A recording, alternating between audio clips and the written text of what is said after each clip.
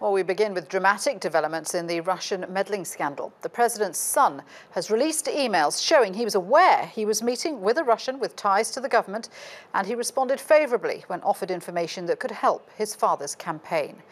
After days of revelations from the New York Times, Donald Trump Jr. has tweeted the entire email exchange that led to the controversial meeting last year.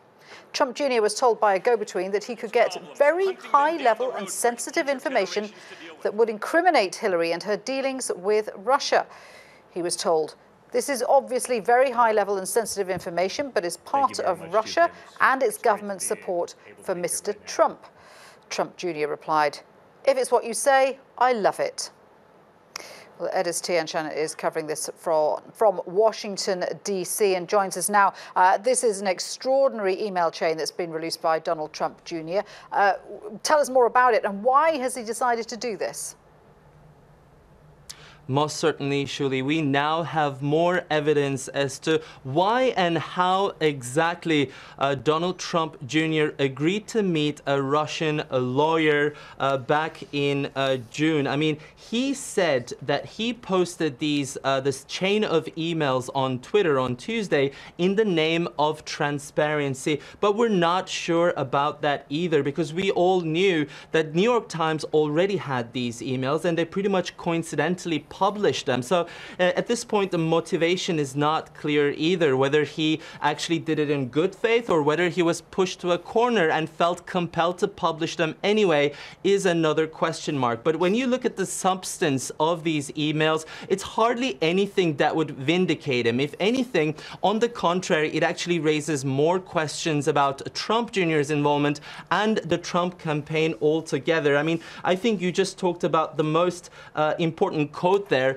In the email from Rob Goldstone, the person who actually set up this meeting, it clearly says that Trump Jr. Was told that the Russian government had information, highly sensitive information that could incriminate Clinton and her dealings with Russia. And in return, in a very surprising response, Trump Jr. simply says, quote, "If it's what you say, I love it." I think that part is quite significant, that basically this chain of emails indicate quite explicitly that he was getting ready to meet a Russian government attorney, as it says in the email, and the meeting, I mean, it suggests that the meeting is primarily aimed at finding out dirt on Clinton campaign. So now many more questions emerge as to what kind of information they might have shared with them, what kind of influence this might have had on either one of the campaigns. And after all, everybody's wondering how come,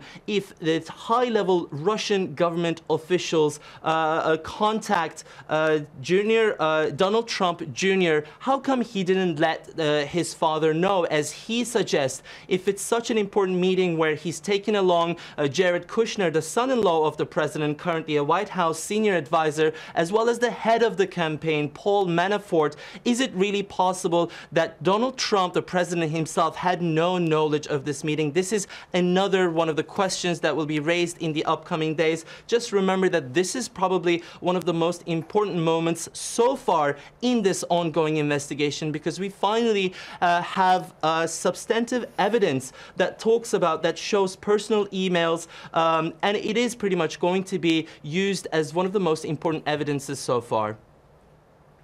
OK, so Edis, clearly this adds ammunition to those who are accusing the Trump campaign of having colluded with the Russians. It'll be interesting to see what the Russians say about all this. But how is the White House likely to spin this?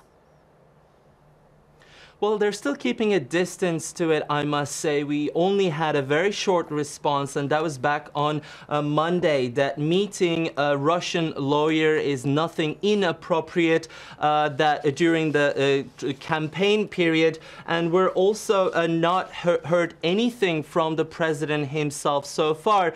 We only heard from Trump Jr. himself before posting these emails that he's basically just calling it a desperate attempt attempt by the media and the Democrats going after what he called a nonsense meeting. But he himself on Monday just hired one of the top-notch criminal defense lawyers in the country. And it really seems this will go much bigger than that, because we're hearing from all of the Democrats saying this is simply unacceptable. We also heard from the top Democrat on the House Intelligence Committee saying, Adam Schiff, saying that this is a very serious development and that every single person who's been involved in these meetings need to testify in front of their committees. So just remember that we're looking at both congressional committees investigating these incidents as well as a federal investigation carried out by Robert Mueller, and this is definitely a piece of evidence that will gain more momentum.